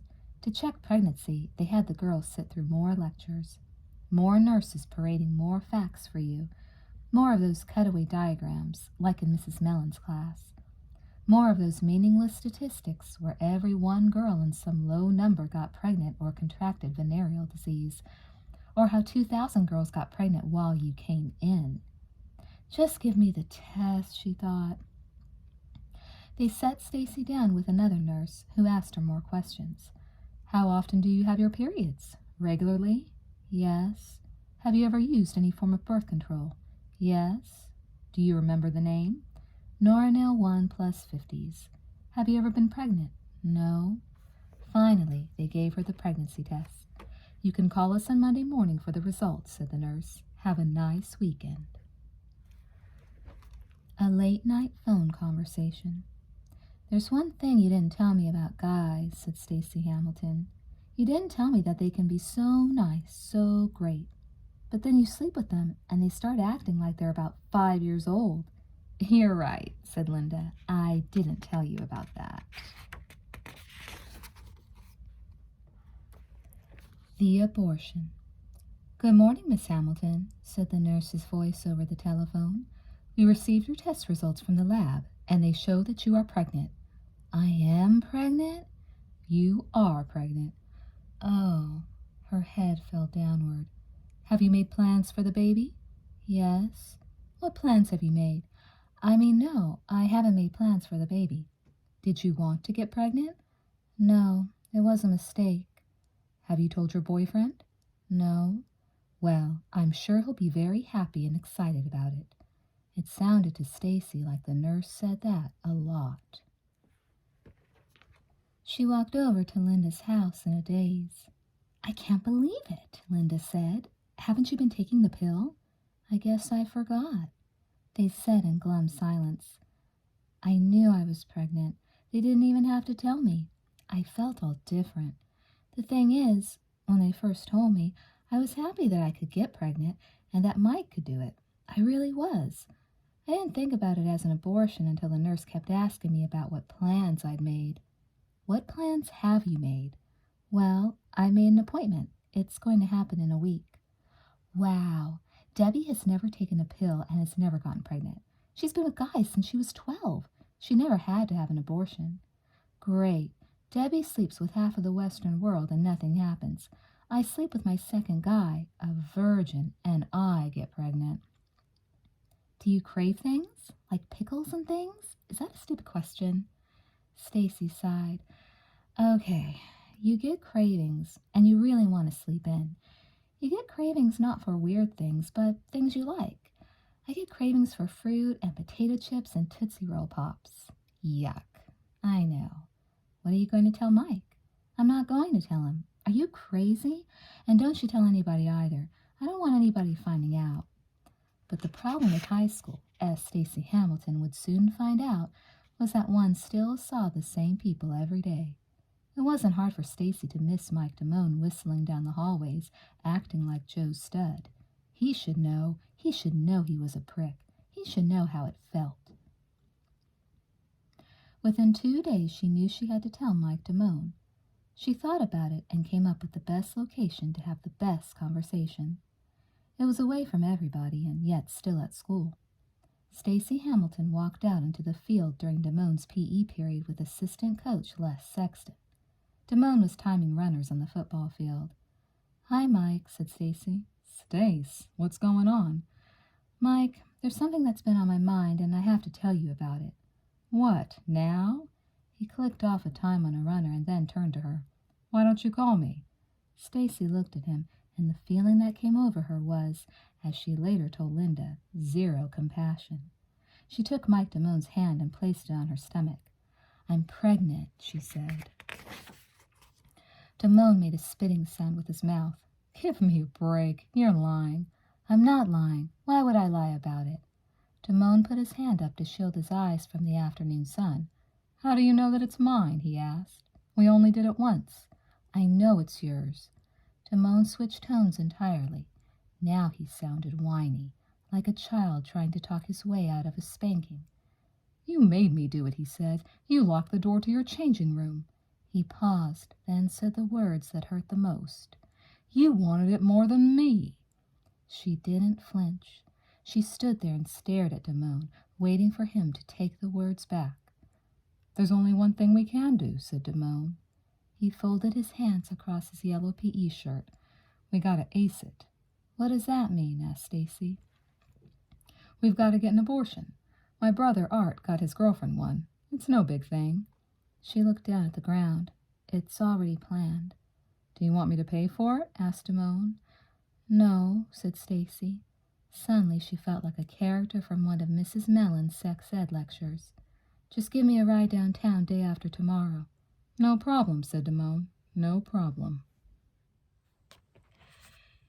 It was strange how society set these things up, Stacy thought. She was upset. She was scared. And she was hurt. Hurt just to think that someone who cared about her so much could be so cruel. To think that anybody could be that cruel. But what could she say about it? They both went to the same school. She needed a ride. Stacy waited out the week. She had PE first thing in the morning and had to get out there and run, even though she felt sick most of the time. The day came for Damone to show and take her down to the free clinic in his Toyota. Her abortion was set for 3 in the afternoon. Stacy followed her plan that night, contracting a phony 24-hour flu that would keep her home the next day. She waited until the time Damone was supposed to show up at the mailbox, 2 p.m. He didn't show. She waited 20 minutes and walked back to her house. She dialed Damone's house. "Hello?" Damone answered. "I can't believe you're still home." "Oh, hi, Stacy." "Oh, shit, I forgot about today." "Forgot?" "Yeah, my mom wanted me to stay with the house. Some people are coming over to look at it. Can you reschedule it for another day?" "I guess I could reschedule it. I'll call. I just don't want to be alone when I go. Will you please take me?" "Just call me back and tell me when. I'll be right here." She was a little relieved, happy to put it off for any length of time. She was told by the free clinic that it would be unwise to delay more than another week. They reset the date for the following Tuesday. Stacy called Damone back. He was almost nice, and for a few days it was almost easy to forget she was still pregnant. Guys, she'd already had just about her fill. Why, in retrospect, Linda had pretty much been right down the line. High school boys. One part of them wanted to be in high school, and the other part wanted to be back at Paul Revere Junior High. The more the year wore on, the better the vet, his slight dorkiness aside, looked. One night, Stacy decided to call him up. It had been 7 months. He couldn't still be mad that she lied about her age. "Hello?" Hi, is Ron there? This is Ron. Who's this? This is Stacy. Remember me? Oh, hi. What can I do for you? Well, I just thought I'd call and say hello. Hello. Is something wrong? Asked Stacy. No, but if you'd like any further attention, you can give me a ring at the office. Okie dokie? Thanks. He hung up. Stacy sat staring at the phone for many minutes afterward. She decided to forget about that and remember him as he was, under the 50-watt light bulb up at the point. Time always went quicker when you dreaded something, and Tuesday rolled right around again. It brought, I can't believe it, Mom, another 24-hour flu. She waited around the house for the appointed time, then went to wait by the mailbox. 5 minutes away, Damone sat in his living room and waited for the phone to ring. He had finished a large tumbler of Tia Maria and cream. Lou Reed was blasting in the background. Damone was paralyzed. All he wanted to do was go away, forget about this problem. Why wouldn't it just go away? Why did it fall on him? She'd had just as much fun as he. It was her responsibility, too. Things like this weren't supposed to happen when you had the attitude. Stacy waited. Finally, she went home and called Damone, 45 minutes before the operation. I'm sorry, said Damone. I gotta help my dad in the garage. You could have called. I forgot. Prick. She hung up on him. Stacy immediately called Linda. No answer. There was only one way to get downtown now. Waiting for the bus would take too long. Only one person would do it on such short notice. Hello? Mark? Stacy? Hi, how are you? I'm all right. How are you, Stacy? Just great. Mark, you're going to think I'm crazy, but could you do me a big favor? Oh, what's that? Are you okay? Well, I'm really stuck for a ride downtown right now. You know, the flea market. I have some girls shopping to do. Sure, I'll give you a ride. The rat pulled up in his sister's car and tooted the horn. Thanks for picking me up. Any time. She looked at him. If he only knew. God, Mark, you're the nicest guy I know. Just once, said the rat. I want to be dark and mysterious. Okay, you're dark and mysterious. Thanks, said the rat. Are you going to be needing a ride home? No, I'll take a bus. It's all right. They rounded the corner onto Broadway Street, passing on their right that big maroon building with Free Clinic painted on the side. There's the flea market over there. The initial examination took the most time of all. Blood pressure, more urine and blood samples, flashlights in the eyes. It gave her plenty of time to get more scared. She wanted to scream, just get it over with. There were many other girls around, most of them with the same embarrassed look on their faces, filling out forms, taking samples. Why didn't men have to go through this? Finally, she was led to another room, the operating room, and seated on a steel table. Minutes passed. Another nurse came in and told her to wait just 5 more minutes. 10 minutes later, the doctor entered the room. He bypassed courtesy greetings. He bypassed conversation completely. If you'd like to change your mind, please say so now, he stated. No, thank you. The nurse re-entered the room. They did not speak to each other. The doctor turned his back and opened a metal cabinet. He selected from it a tube filled with an emerald-colored chemical, then took from the nurse a sealed packet. He ripped the packet open and withdrew the biggest syringe Stacy had ever seen. She started to panic. Will I be able to have a child after this? You should, said the doctor. Is this going to hurt? Have you been taking the pills we gave you? Yes. Well, those should help a lot. They'll reduce swelling and bleeding. But does it hurt a lot? This is your first time, right? She nodded. Well, said the doctor, you've felt pain before. It's over very quickly. Is your boyfriend out there? Yes, said Stacy. Out there somewhere, she thought. The doctor watched as the nurse strapped Stacy's legs into stirrups. He inserted the syringe into her vagina. "Squeeze me when you feel pain," said the nurse. Stacy shivered as the cold rush of anesthetic swept through her lower torso. "I feel all cold," she said. "It's normal." The nurse inserted 2 metal tubes leading into a large glass jar that had been placed between her legs.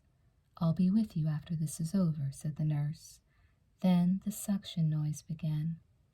Stacy started to panic again. "Aren't you going to knock me out?" "Oh, not for this," said the doctor. It was as if she was in the dentist chair and he was filling a quick cavity. "I thought you were going to knock me out." "It will be over in a moment," said the doctor. "You're a good patient." The words seemed to hold no particular meaning for him. A huge cramp pulled Stacy's stomach into a tight knot. Then she felt daggers of pain shooting into her solar plexus.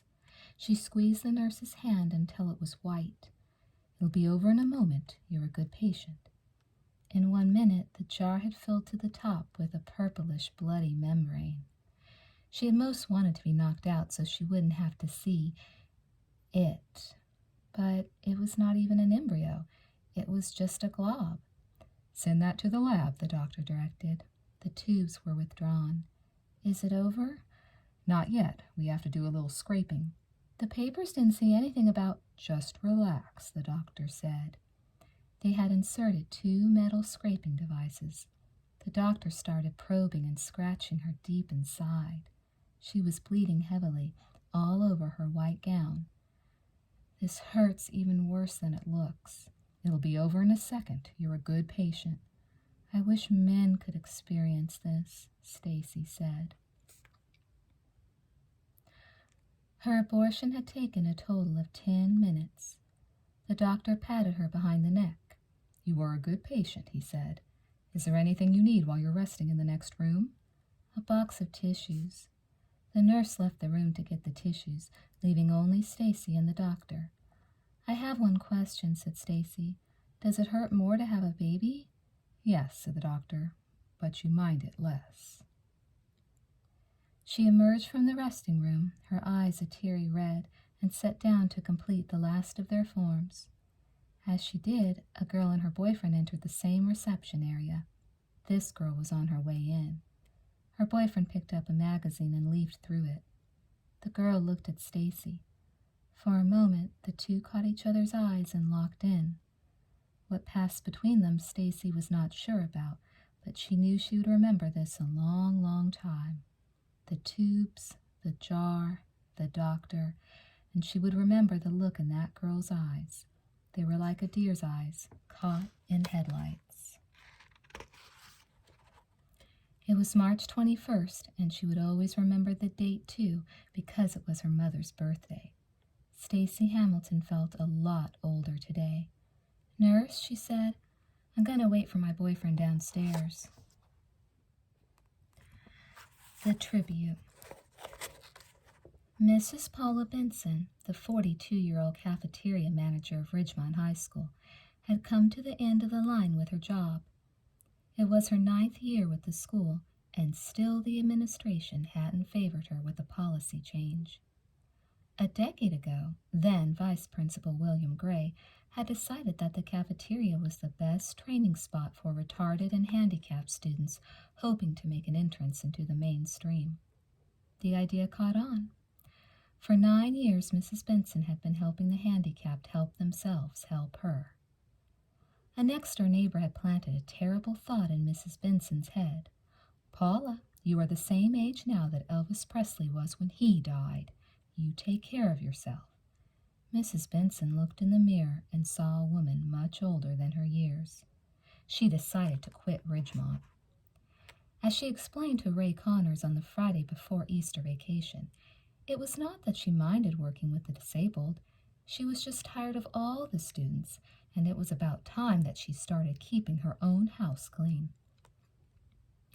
Ray Connors took a look at this woman, this quiet soul who had summoned all her courage to make this decision, and rewarded her, typically, with a promotion to area manager. It was a job that involved her traveling to all the local schools and working with all the handicapped students in all the cafeterias. With the promise of a small raise to go along with the new title, a tired and wan Paula Benson reported to her last day at Ridgemont High School.